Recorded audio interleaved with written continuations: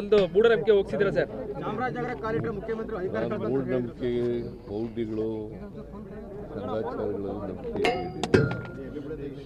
ಅದರಿಂದ ಚಾಮರಾಜನಗರಕ್ಕೆ ಬಂದರೂ ಒಂದೇ, ಮೈಸೂರಿಗೆ ಬಂದರೂ ಒಂದೇ, ಬೆಂಗಳೂರಿಗೆ ಬಂದರೂ ಒಂದೇ, ಅದರಲ್ಲಿ ನಂಬಿಕೆ ಇಟ್ಕೊಂಡಿರೋರು.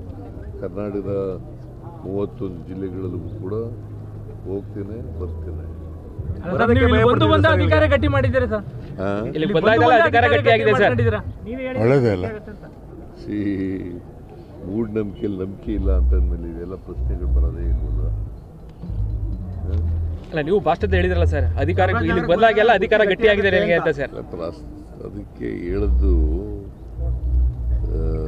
ಮೂಢನಂಬಿಕೆಗಳು ನಂಬಲ್ಲ ಅಂತ ಅನ್ನೋದು ಒಂದು. ಚಾಮರಾಜನಗರಕ್ಕೆ ಬರಬಾರ್ದು ಅಂತ ಯಾರು ಹೇಳ್ತಾ ಇದ್ರು ಅವರಿಗೆ ಅರಿವಾಗಲಿ ಅಂತಕ್ಕಂಥದ್ದು ಎರಡನೇದು. ಮೂರನೇದು, ಚಾಮರಾಜನಗರಕ್ಕೆ ಬಂದರೆ ಅಧಿಕಾರ ಹೋಗ್ತದೆ ಅಂತ ಇತ್ತಲ್ಲ, ಅಧಿಕಾರ ಹೋಗಿಲ್ಲ, ಇನ್ನೂ ಗಟ್ಟಿಯಾಗಿದೆ ಅಂತ ಹೇಳೋದು. ಈಗ ಇನ್ನೂ ಗಟ್ಟಿ ಆಗುತ್ತೆ ಸರ್.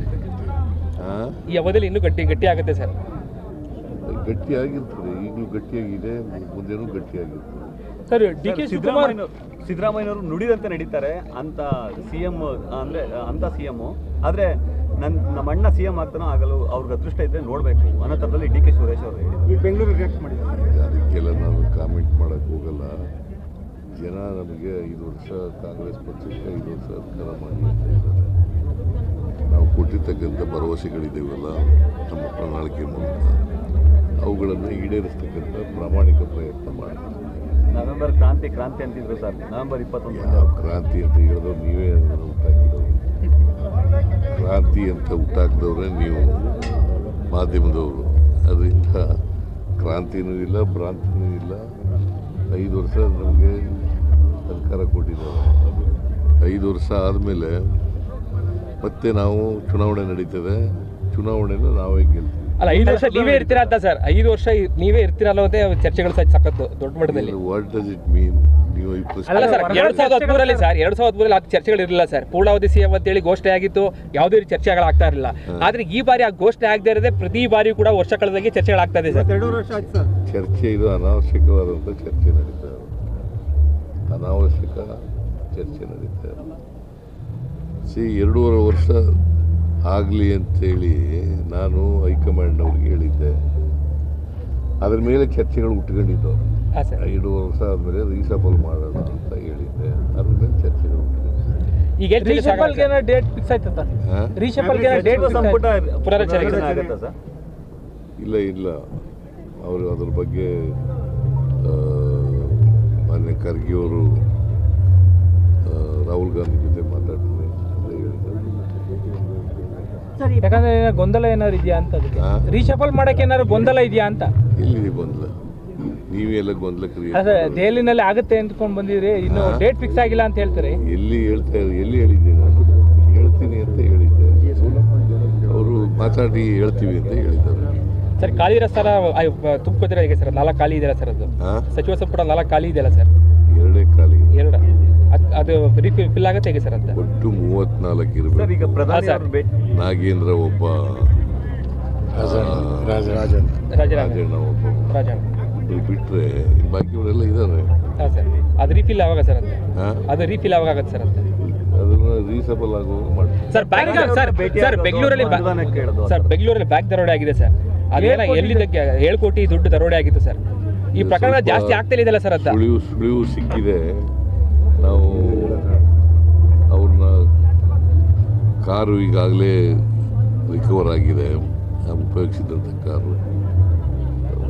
ಅವರು ಯಾರು ದರೋಡೆಕೋರರು ಇದ್ದಾರೆ ಅವ್ರನ್ನೂ ಕೂಡ ಪತ್ತೆ ಹಚ್ತೀವಿ, ಅವ್ರನ್ನ ಅರೆಸ್ಟ್ ಮಾಡೇ ಮಾಡ್ತೀವಿ. ದೆಹಲಿಗೆ ಹೋಗಿದ್ರಿ, ಮೋದಿ ಅವರೆಲ್ಲ ಭೇಟಿ ಆಗಿದ್ರಿ ಸರ್. ಏನಾಯ್ತು ಸರ್ ಅದೆಲ್ಲ? ಹೇಳಿದ್ದೀನಿ ನಾನು. ಒಂದು ಮಳೆ ಜಾಸ್ತಿ ಆಗಿದೆ ಈ ಸಾರಿ, ಅದಕ್ಕೆ ಪರಿಹಾರ ಕೊಡಬೇಕು ಅಂತ ಹೇಳಿದ್ದೀನಿ. 2ನೇದು, ಕಬ್ಬು ಬೆಳೆಗಾರರ ಸಮಸ್ಯೆ ಇದೆ.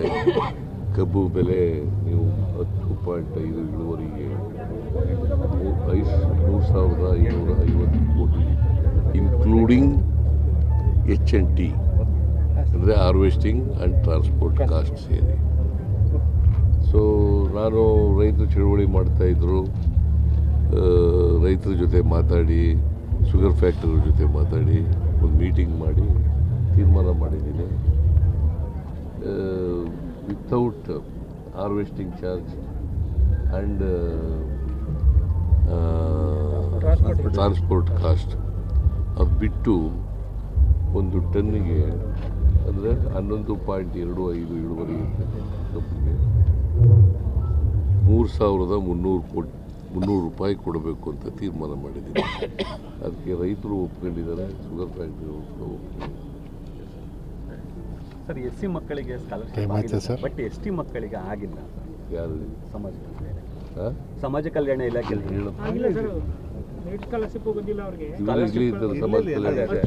ಅವ್ರಿಗೆ ನೇರವಾಗಿ ಕೇಳ್ಬಿಡ್ರಿ, ಹಂಗೆ ಕೇಳಿದ್ರ ಬದಲು ಅವ್ರಿಗೆ ನೇರವಾಗಿ ಕೇಳ್ಬಿಟ್ರೆ ಆಯ್ತಲ್ಲ. ಮ್ಯಾನೇಜ್ಮೆಂಟ್ ನೀವಲ್ಲ ಸರ್, ಸರ್ಕಾರದ ಯಜಮಾನ ಸರಿಯಪ್ಪ, ಇನ್ಚಾರ್ಜ್ ಆಫ್ ದಿ ಸೋಷಿಯಲ್. ಯಾವ ವಿದ್ಯಾರ್ಥಿಗಳಿಗೂ ಸ್ಕಾಲರ್ಶಿಪ್ ಸರ್ 2028 ಚುನಾವಣೆ ನಿಮ್ಮ ನೇತೃತ್ವದಲ್ಲಿ 2028 ಚುನಾವಣೆ ನಿಮ್ಮ ನೇತೃತ್ವದಲ್ಲಿ ಆಗುತ್ತೆ ಸರ್. ಅದು ನೋಡೋಣ, ಚುನಾವಣೆ ಬರಲಿ. ಬಜೆಟ್ ಬಗ್ಗೆ ಮಾತಾಡಿದ್ರೆ ಸರ್, ಇಲ್ಲಿ ಎಷ್ಟು ಬಜೆಟ್ ಬಿಡಿಸುವಂತ ಬಜೆಟ್ ಬಗ್ಗೆ ಮಾತಾಡಿದ್ರೆ ಸರ್ ನಿನ್ನೆ. ನೆಕ್ಸ್ಟ್ ಬಜೆಟ್ ನಾನೇ ಮಂಡಿಸ್ತೀನಿ. ಇನ್ನು ಎಷ್ಟು ಬಜೆಟ್ ಬಿಡಿಸುವಂತಹ ಇದಿದೆ ಸರ್ ನಿಮಗೆ? ಜನ ಎಲ್ಲಿವರೆಗೆ ಅಪೇಕ್ಷೆ ಪಡ್ತಾರೆ ಅಲ್ಲಿವರೆಗೂ ಮಾಡಿಸ್ತಾರೆ. ಟೈಮ್ ಆಗುತ್ತೆ. Thank you sir. ಅದೇ ರೀತಿ